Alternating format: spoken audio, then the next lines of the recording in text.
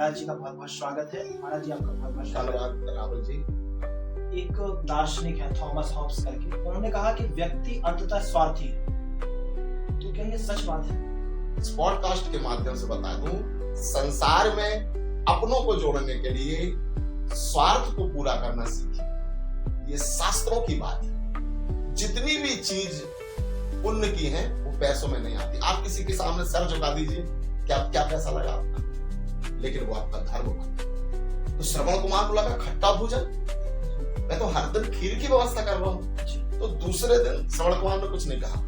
दूसरे दिन जो थाली परस के आई, तो खुद की थाली पानी लेने जब तक पत्नी गई, खुद की थाली माता पिता को दे दी और माता पिता की थाली खुद में ले कि ऐसी गंजी उन्होंने बना ली कि आधी में महेरी बनती थी और आधी में घी बनती करें। जैसे शरीर की मंजिल शमशान है, वैसे आत्मा की मंजिल ये भगवान। तो श्रवण कुमार ने अपने माता पिता को जो दिया वो अमर। आपकी जो मनोकामनाएं हैं वो पूरी होती हैं। और नर्मदा पुराण के अनुसार अलग अलग घाटों का महत्व बताया है। नमस्कार आदरणीय दर्शकों, आप सभी का हमारे इस नए पॉडकास्ट में बहुत बहुत स्वागत है। हमने आपसे कहा था कि हम महाराज जी के साथ नई नई कहानियां लेंगे सनातन धर्म की, और उनके अभी वर्तमान सार को समझेंगे कि सनातन धर्म की पुरानी कहानियां किस तरह आज प्रासंगिक हैं। तो एक और नई कहानी जो कि श्रवण कुमार जी की है, उस कहानी को लेकर हम महाराज जी के साथ आप सभी के बीच में फिर से हाजिर हुए हैं। महाराज जी का बहुत बहुत स्वागत है। महाराज जी आपका बहुत बहुत स्वागत। धन्यवाद राहुल जी। और आप सब दर्शकों को भी मेरा जय श्री कृष्ण, राधे राधे। और मैं आशा कर रहा हूं कि आप सब लोग खुश होंगे, अपने जीवन में व्यस्त होंगे और अपने लिए कुछ अच्छा कर रहे होंगे, समाज के लिए कुछ अच्छा सोच रहे होंगे, ऐसी मेरी आशा है। और आप सब खुश रहें, ऐसा मैं ईश्वर से निवेदन करता हूँ। हाँ राहुल जी। जी जी महाराज जी, आज हमने श्रवण कुमार जी के बारे में आपसे कुछ पूछने के लिए आपको बुलाया है। मैंने अभी कुछ दिनों पहले श्रवण कुमार जी के बारे में पढ़ा सुना। मुझे और जिज्ञासा हुई कि श्रवण कुमार जी के बारे में और क्या हम नई चीज सीख सकते हैं, नई चीज जान सकते हैं। हमारे दर्शकों को भी उनके बारे में जानना चाहिए। इसलिए हमने इस पॉडकास्ट में उनकी इस कहानी को आज रखा है। आपसे निवेदन है कि आप कुछ श्रवण कुमार जी के बारे में बताएं, जिससे हमारे जो दर्शक हैं उन्हें नई चीज सीखने को मिलेगी। राहुल जी, आपने जो प्रश्न किया और दर्शकों के मन में भी ये प्रश्न होता है। देखिए, हम सबका जीवन माता पिता से शुरू हुआ है, ये तो आप भी मानते हैं और ये बात सत्य भी है। तो बहुत सारे बच्चों को अपने माता पिता से बहुत सारी आशा रहती है, या माता पिता की उम्र बढ़ती है और बच्चे युवा होते हैं तो वो ये कामना करते हैं कि हमारे माता पिता हमारे जैसे उत्साहित रहें, या हमको खुश रखें, हमारे जैसे डांस करें, हमारे जैसे गायन करें, हमारे जैसे एंजॉय करें, हमारे जैसे पार्टी करें। ये आशा तो रहती है, सबको रहती है कि हमारे माता पिता यंग दिखें, खूबसूरत दिखें और मतलब हमारे जीवन में हमें खुशियां दें। लेकिन श्रवण कुमार जी के बारे में मुझे ये बात बहुत छूने वाली लगती है कि श्रवण कुमार जी के माता पिता, जैसे ही उनका जन्म हुआ, उनके माता पिता राहुल जी अंधे थे। अब एक बात बताइए, बिल्कुल ब्लैंक माता पिता मिले तो आर्थिक स्थिति तो कमजोर ही रही होगी। दूसरा, श्रवण कुमार का एजुकेशन भी ज्यादा नहीं हो पाया होगा, क्योंकि माता पिता की आर्थिक स्थिति अच्छी नहीं, जल्दी कांधे में उनकी जिम्मेदारी आ गई हो। लेकिन कहीं भी आप श्रवण कुमार जी के मुख से ये नहीं सुनेंगे कि मेरे माता पिता ने मेरे लिए ये नहीं किया। श्रवण कुमार जी ने जब शादी किया तो शादी करने के बाद अपने पत्नी को भी ये बताया कि मेरे माता पिता ने बहुत दुख झेला है और मेरे माता पिता की सेवा करना। और पत्नी ने, जैसा श्रवण कुमार ने देखा कि पत्नी हर दिन बड़े प्रेम से भोजन कराती थी। राहुल जी, ये देख के श्रवण कुमार का मन बड़ा खुश हो जाता था कि वाह, मुझे मेरा जीवन साथी बहुत अच्छा मिला है कि मेरे माता पिता की सेवा कर रहे हैं। ये क्रम चलते रहा, मतलब 2 साल, 5 साल, 10 साल तक ये क्रम चलता। श्रवण कुमार एक काम करते, दोपहर का भोजन जो है वो अपने अपनी माता पिता के साथ में सामने बैठ के करते थे। दोपहर का भोजन श्रवण कुमार जी अपने माता पिता के सामने बैठ के करते, सामने बैठ के पूरा परिवार साथ में भोजन करता, साथ में भोजन करता था जी। लेकिन बहुत दिनों से एक चीज श्रवण कुमार जज कर रहे थे जी। कि माता पिता जब पहला निवाला लेते हैं तो जैसे अपन कोई खटाई खाते हैं, जैसे आप फुल्की खाते हैं या कोई खटाई खाते हैं तो एकदम से ऐसा बिल्कुल खट्टा सा लगता है जी।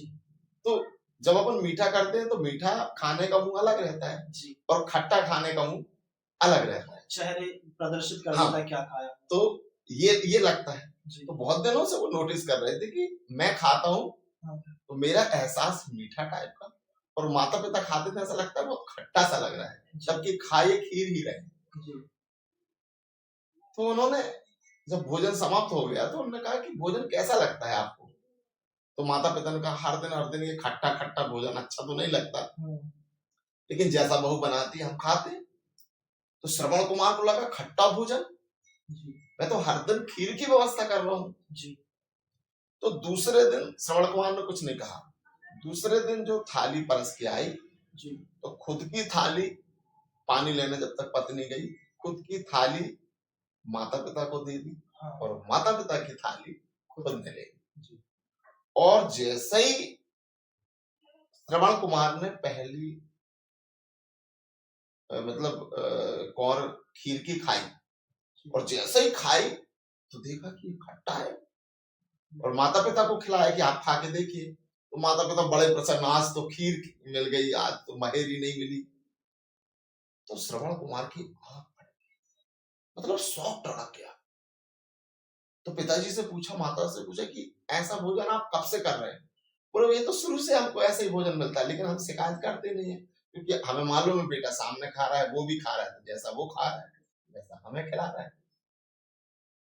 तो जितने दर्शक सुन रहे हैं ये बड़ा ध्यान देके समझिएगा, और जितनी मेरी बहनें सुन रही हैं, मेरी बहनों से मेरा निवेदन है कि आपका पति कमा रहा है, आपका पति 24 घंटे मेहनत कर रहा है और उस पे आपका अधिकार तो है, लेकिन उतना ही अधिकार उसके माता पिता पर भी उसका है और उसके लाए भोजन को आपको केवल उठा के देना है और उसमें आपको महान बनना है। जैसे शंकर जी के सिर पे गंगा है, उनको जल की जरूरत नहीं है, आपको एक लोटा जल चढ़ा के खुद की कीर्ति और खुद का धर्म बढ़ाना है। ऐसे ही पति कमा रहा है, तुम्हें प्रेम से बना के और अपने सास ससुर को खिला के महान बनने का अवसर मिला है, इसमें चूक ना करें। तो उनको बहुत शौक लगा जी, उनको ऐसा लगा राहुल जी कि यार कमा मैं रहा हूं, मेहनत मैं कर रहा हूं, इनको केवल और केवल बना के देना था, उसमें भी कपट। तो वो तुरंत रसोई घर में गए, जिन्हें हम आज की भाषा में किचन कहते हैं जी।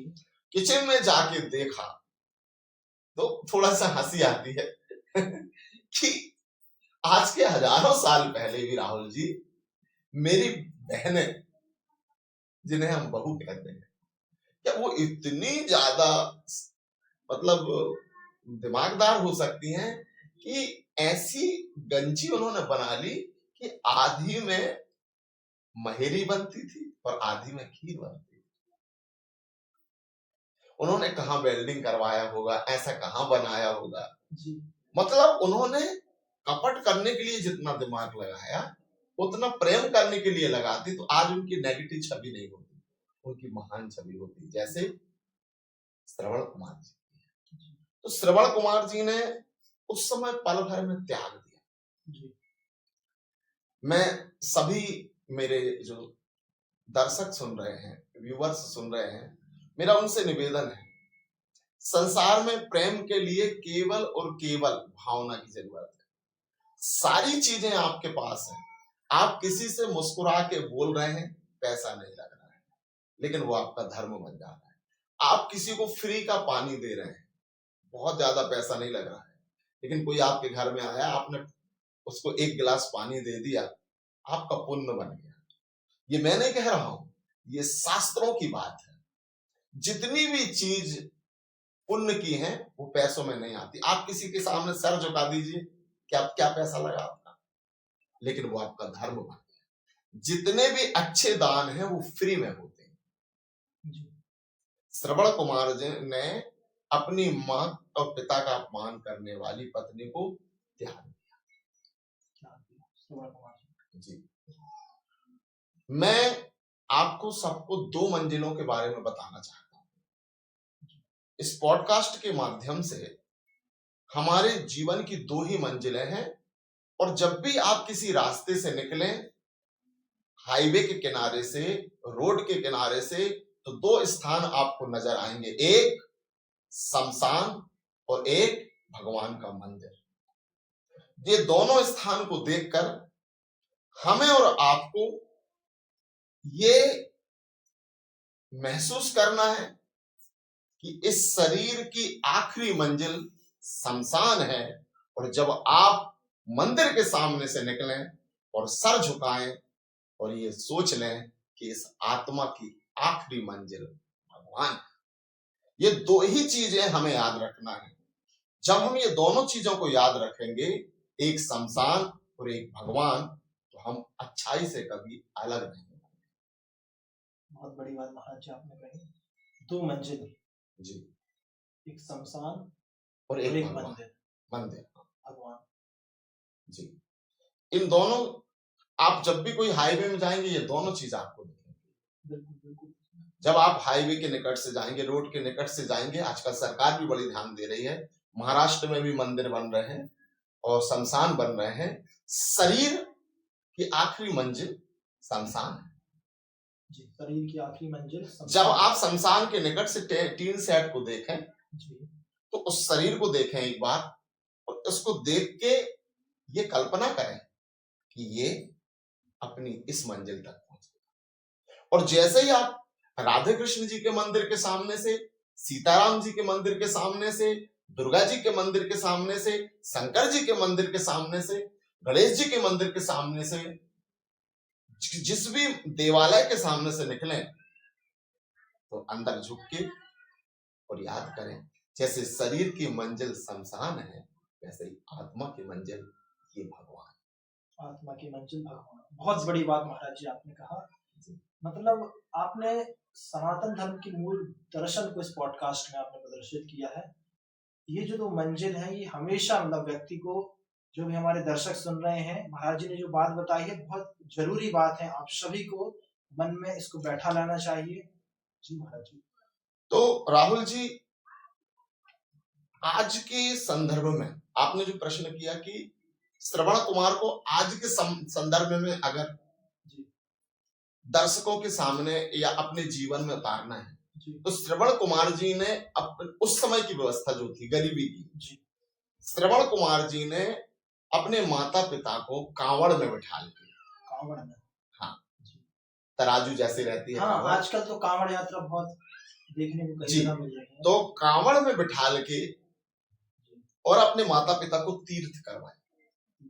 तो मैं आज के बच्चों से निवेदन करूंगा, कांवड़ का रूपांतरण कर लीजिए, कांवड़ को अब कार बना लीजिए। कांवड़ ने अब कार का रूप ले लिया है।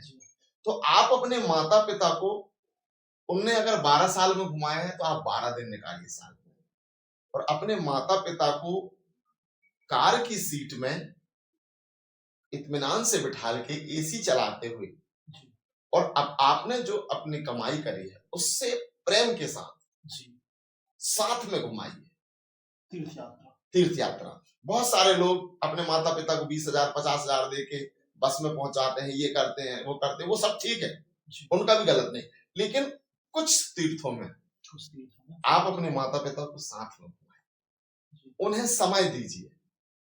आप भी कलयुग के श्रवण कुमार कहलाए। महाराज जी, उस समय में कांवड़ में श्रवण कुमार जी ने अपने माता पिता को ले जाया तीर्थ यात्रा में। हाँ। उस समय में कितना कठिन था धर्म करना, सेवा करना किसी की? अलग अलग राहुल जी, अलग अलग समय में अलग अलग चुनौतियां रहती हैं। अब जैसे मेरी उम्र 42 साल है, आज के 30 साल पहले का भारत बड़ा कठिन भारत था। जी। अब भारत सरल हो गया, रोडें बन गई, व्यवस्थाएं बन गई, तीर्थ तक जाने के लिए साधन बन गए, पैसे हो गए। तो उस समय में थोड़ा कठिन था। लोग तीर्थ यात्रा को जाते थे तो पूरा गांव उन्हें विदा करता था, नारियल देता था और माला पहनाता था, और जब वो लौट के आते थे तो बाजा वगैरह। उसकी वजह क्या थी? कठिनाई कि जा रहे हैं, हो सकता है वो वहां से लौट के आएंगे कि नहीं। जी। तो पुराणों की कथा, जी। आप जब पुराणों में जाएंगे, जी। रामायण में जाएंगे, तो आप देखेंगे श्रवण कुमार के चरित्र में एक मार्मिकता है।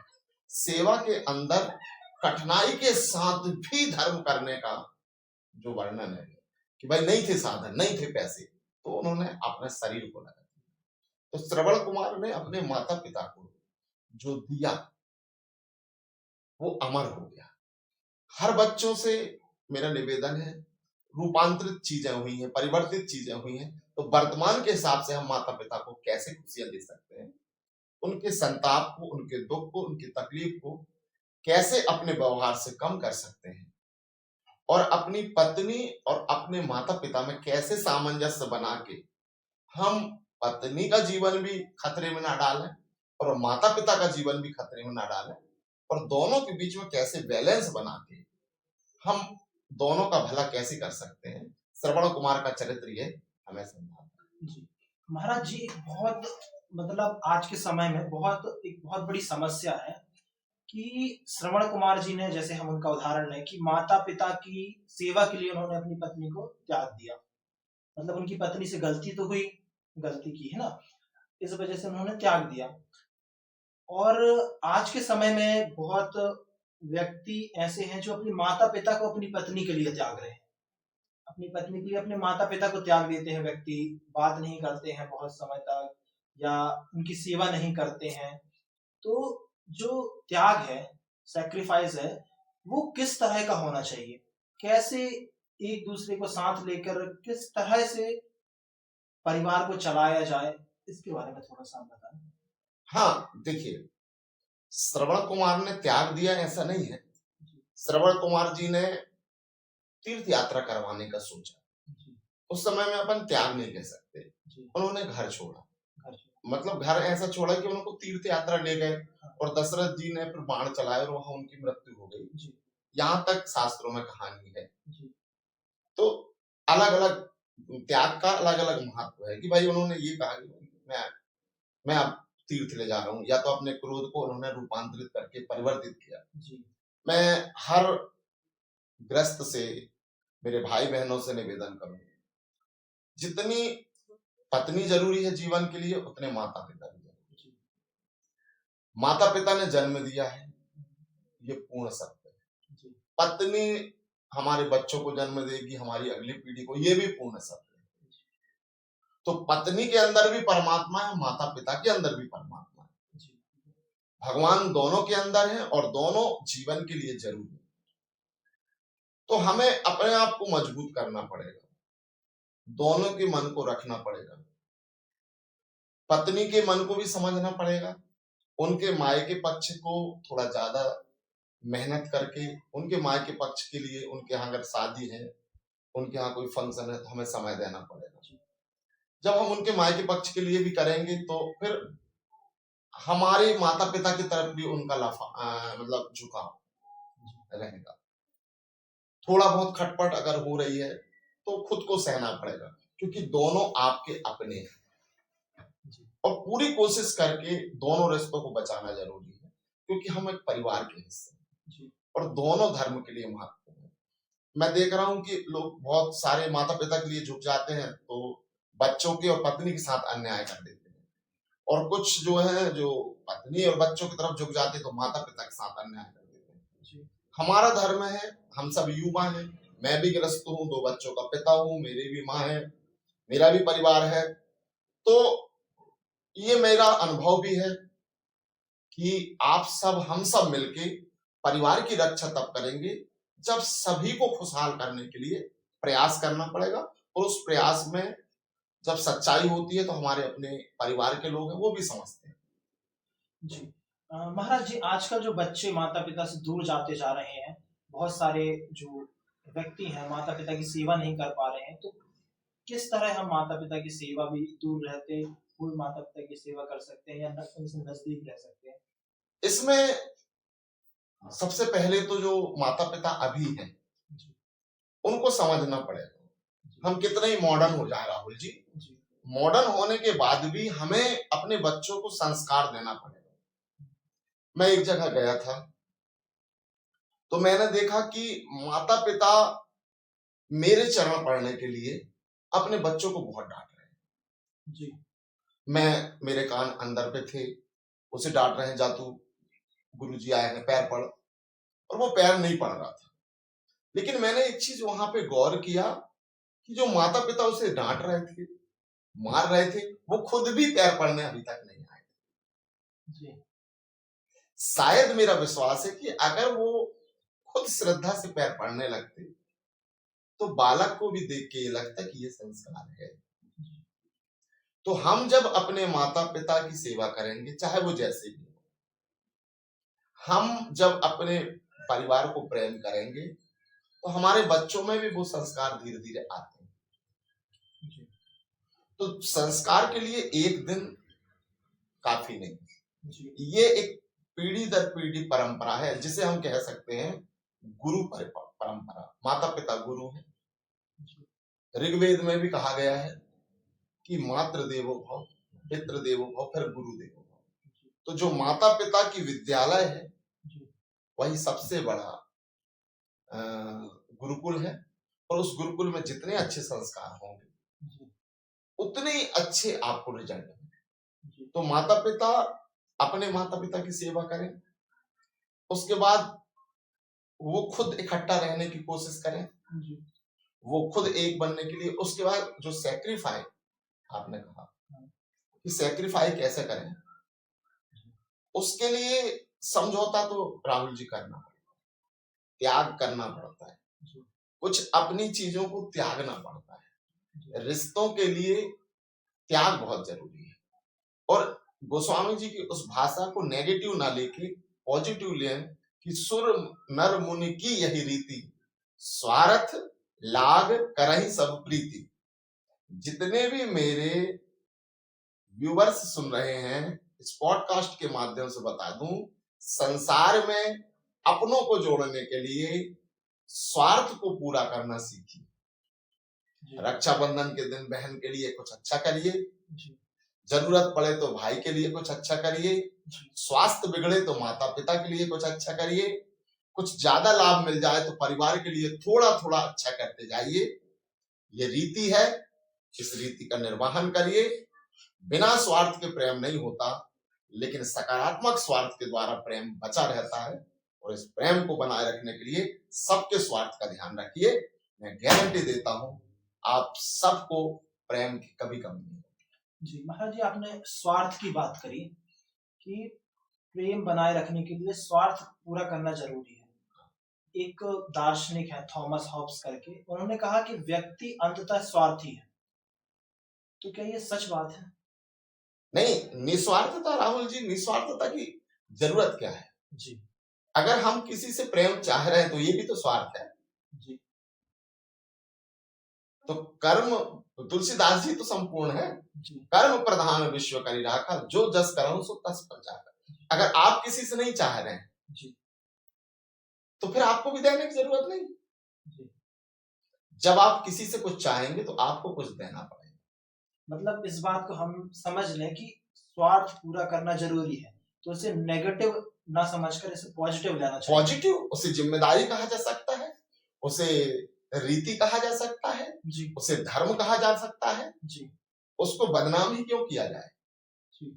किसी वस्तु को आप बदनाम करके जिएंगे तो उसमें आपको शांति कहाँ मिलेगी जी। अगर आप किसी चीज को धर्म कह के चलेंगे जी। माता पिता की सेवा करना धर्म बनेगा तो आखिरी में आपको शांति मिलेगी जी। बच्चों को पालना धर्म बनेगा तो आपको शांति मिलेगी।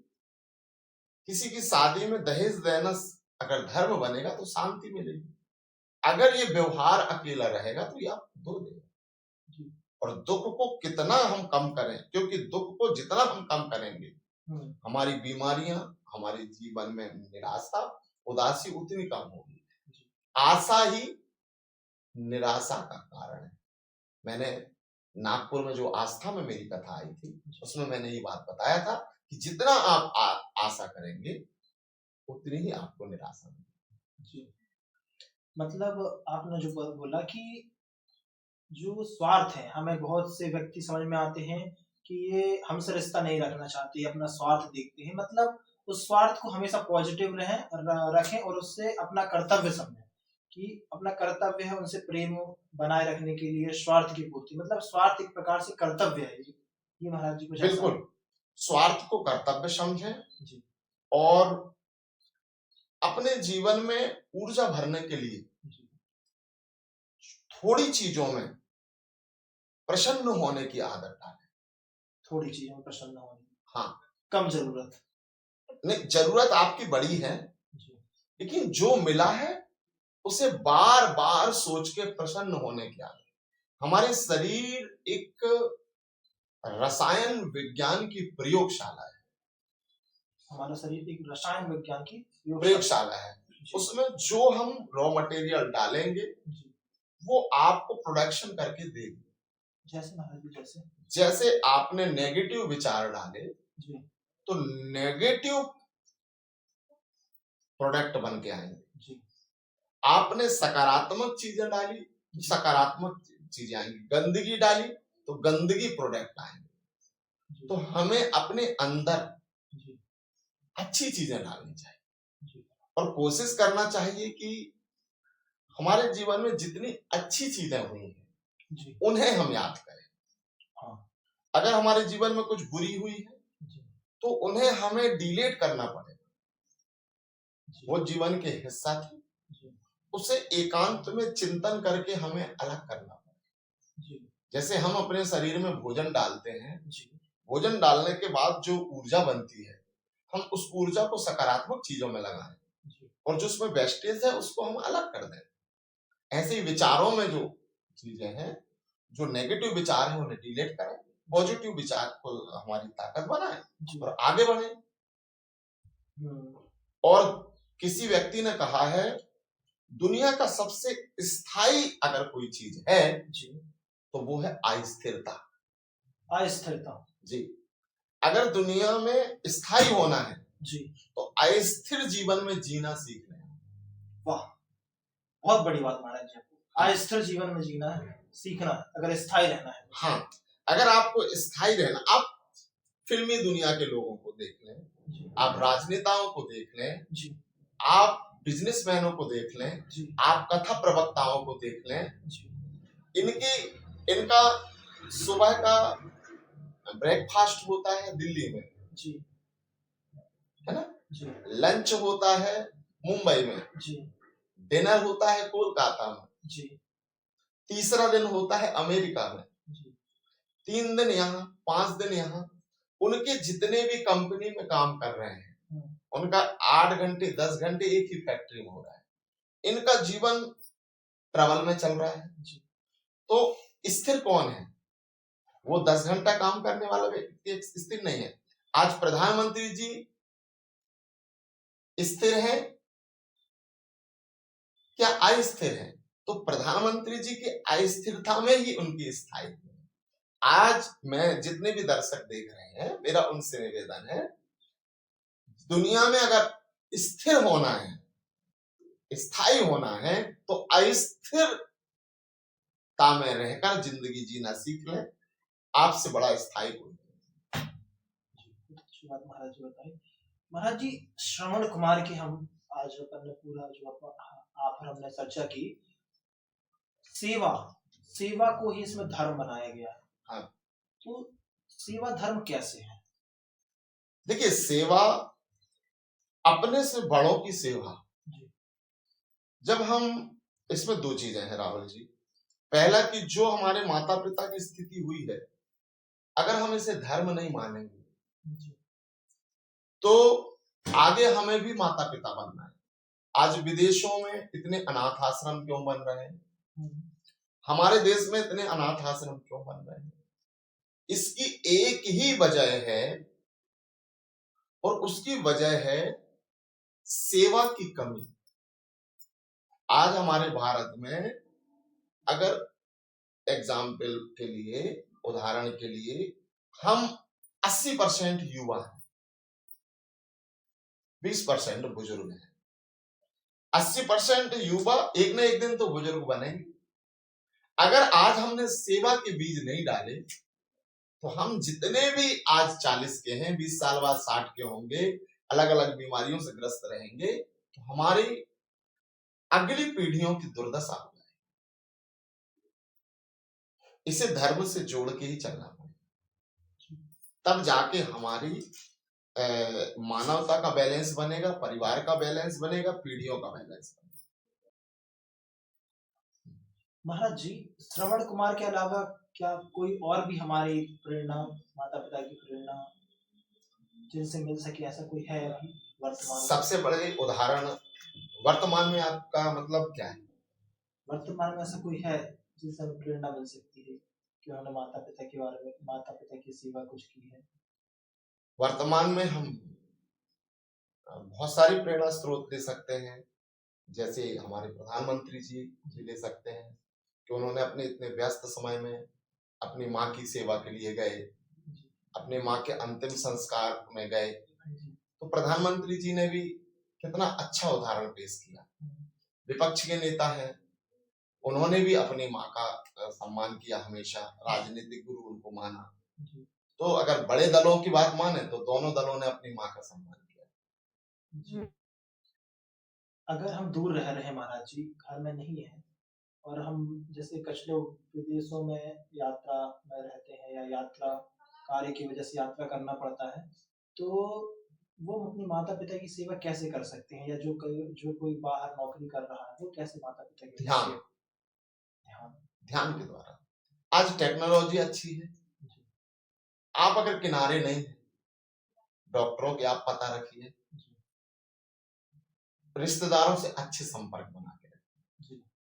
जो जितने भी लोग बाहर रह रहे हैं, मेरी बात जो भी बाहर के जो बाहर रह रहे हैं, क्योंकि आजकल रोजगार के लिए हर व्यक्ति को बाहर जाना पड़ता है, तो जितने भी वर्ष बाहर जा रहे हैं, राहुल जी जो आपने पूछा है कि हम माता पिता का कैसे ख्याल रखें, तो अपने रिश्तेदारों को और अपने माँ, राहुल जी अपने माँ के ममियारा पक्ष का बहुत सम्मान करें, क्योंकि माँ का अस्तित्व मामा पक्ष से जुड़ा है।